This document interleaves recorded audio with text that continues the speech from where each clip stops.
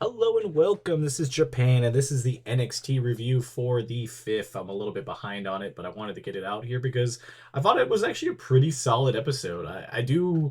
I guess I was a little surprised when I saw the cage match, and a lot of people didn't like this one. I kind of really was surprised about that. So let's just jump into it. So first off, we had Monroe versus Keani Jordan. This one was, kind of one of those matches that set up, obviously, like that Great Jordan Grace was going to come down. I think we're going to have a Jordan Grace Blake Monroe match at either the Philly show or the at Heatwave. I think Heatwave would be better, or having both, honestly. So this match itself, it was pretty good at the beginning. Obviously, it was just ended up being a count out of Jordan winning. I think that was a pretty solid ending, at least to have it. I thought this was a fun back and forth. I put it in a solid B. I thought everybody did a really good job in the match. It just wasn't super long because obviously it was set up for other stuff. So I'm not going to completely fault it for that. So I put it in B here. Next up, we had the men's tag team match for the tag team titles. It was Chase U versus Hank and Tank. Man, Chase U, like, they're kind of underrated with these two guys in here. I forget exactly their names because, like, that's how underrated they kind of just been goofy guys in the back. But yeah, they actually absolutely went out there and cooked during that whole entire thing. And then at the end of it, got attacked by Dark State, which kind of was like the main thing. They got attacked by Dark State, and so did Trick, Oba, Javon Evans, and Moose later on. So Dark State was just all over the place. I don't mind it. I mean, it's like a big bad guys. I do think they need to like really get a signature win or like titles or something that really puts them like, yeah, they're scary. But going back to the match, I actually was pleasant surprised about this match. I feel like the only thing I really kind of go on it is that they had that kind of big botch where they definitely had the pin and the finish and all that, and then they just had to redo it. So that was not the greatest, but I think altogether I'd still thought it was a pretty solid match, so I put it in B. Next up, we had Miles Bourne and Lexus King. Again, I feel like this is kind of the whole thing with the show. Like, I just thought all the matches were like good. I don't think they were great. I don't think they were the worst. They got way more like worse ratings on Cage Match than I expected with that, because all of them were like at the fives. And I honestly think if you go on like a 1 to 10 value, I think a lot of these are good sevens and sometimes even like eight. So I guess I'm a little bit surprised on it. This is another good one. Miles Bourne looked good. Even Lexus King looked pretty good out there. I'm not a big fan of either one, but I still thought it was a pretty good match. And I was actually surprised about how many matches they got on this card, because it feels like with Raw and SmackDown, they get four on there and it just feels jam packed. I know they don't have as many big, long promo segments as much. I mean, they did on this one, it felt like. So I don't know. It just feels like there's something that this NXT has got the formula down a lot better. Again, put this in B. Next up, we had Fia Hale versus Nia Jax. Now, this is Nia Jax's best match I've ever seen. I don't know why it was rated so low. I think it was a 5 out of 10, and maybe it just doesn't have enough views. But this honestly was Nia Jax's best match. Thea Hill obviously is a smaller competitor, so she was able to manhandle her, but she actually looked like a monster beast, and it wasn't just a complete squash. It felt like she actually, there was some points where like Thea Hill actually could have maybe possibly won, but it still made Nia look dominant, because it was just like, yeah, she had to do all of these stops just to barely try to beat Nia, compared to Nia was just kind of playing with her food. But I thought Nia looked really good. I'm gonna put it in A.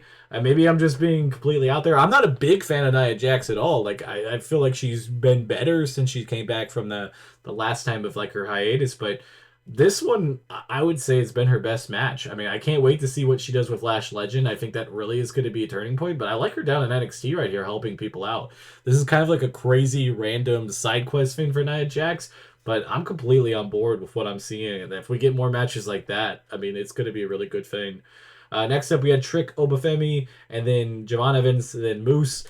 This was just a phenomenal segment. Obviously, Trick Williams being the TNA champ, and obviously Obafemi being the NXT champ, they're gonna have some cross paths, and I'm liking this. I'm liking what they're doing. Javon Evans is going in there trying to get his shot, and he's gonna have it against Trick Williams, and then Moose is in there, which is just another big dominant person that they have.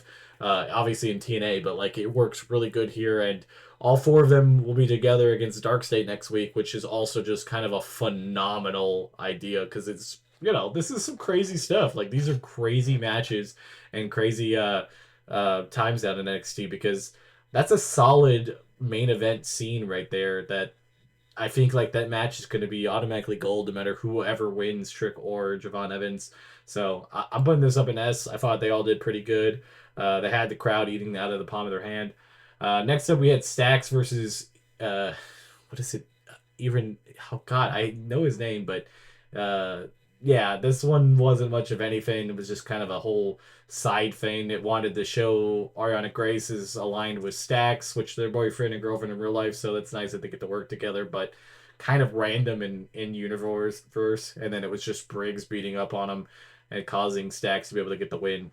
I'd put it in D. It was just kind of the setup future stuff, but I just felt like they could have at least given them a little bit more time. And I don't know, just not wasn't a big fan of it.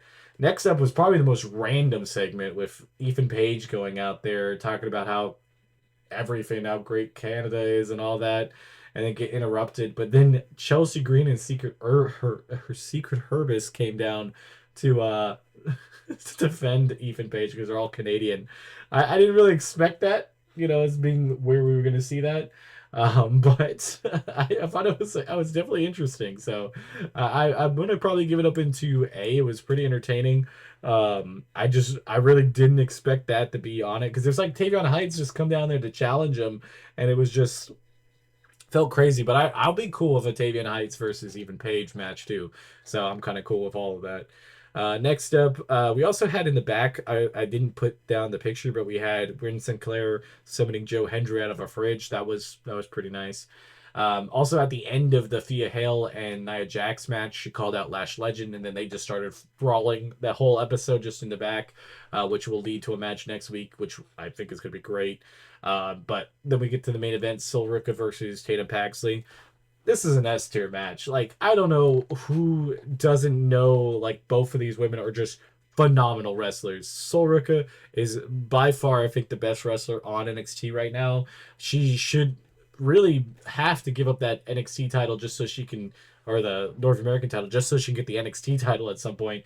I don't think it's probably going to be in her cards. I think she'll probably get a call up before she gets that opportunity, but she's been phenomenal. And then Tatum Paxley is just the most slept on wrestler. Everybody kind of views her as like a jobber or like a side character, but they just go let her wrestle and give her a little bit of story. Everything works out. She plays her character great. She goes out there and wrestles. She can wrestle with anybody. Anytime she's had matches, she's looked good out there.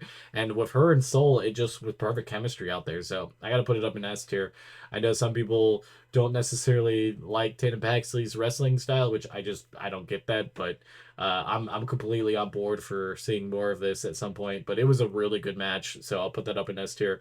And then we had obviously Nia Jax and Nia Jax and Lash Legend fighting outside, which was a little bit of a distraction. Basically, Tatum got called, like got distracted and lost the match, which was an okay ending. I feel like it kind of saved Tatum a little bit, but I wasn't too upset with it.